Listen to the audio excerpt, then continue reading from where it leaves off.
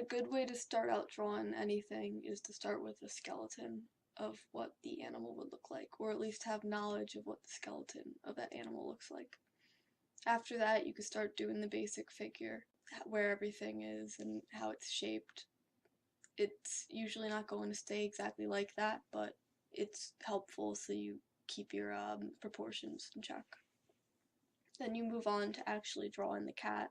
You can start with the chest. Cat chests are different than most animals' chests because the legs are directly in front of it, which makes it weird looking. But a lot of people draw the chest in front of the legs, and that's not correct. When drawing the front leg, you need to take into account the four parts. There's the shoulder, the forearm, the upper arm, and the paw.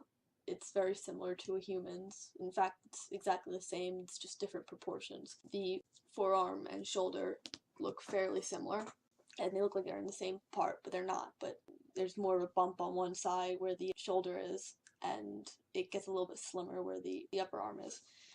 The lower arm, or forearm, is a little bit thicker at the top, but then becomes thinner where it gets to the paw.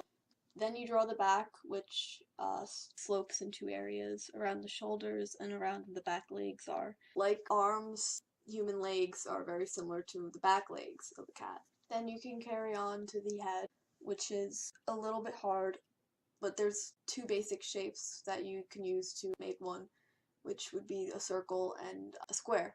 The square would be the muzzle, so it would be a lot smaller, and the circle would be the head. Ears are a lot harder than people expect. You need to curve them around the bottom, and the top should be a little bit curved too, where the point is. Drawing the flaps around the side, where the outside overlaps with the inside, is a bit of a challenge to someone who's not experienced in it.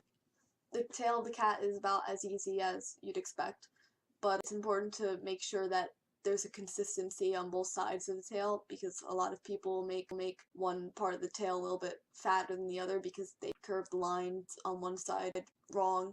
You understand the basic muscles of the cat, you can start adding different details and lines where there might be an indent where one muscle is.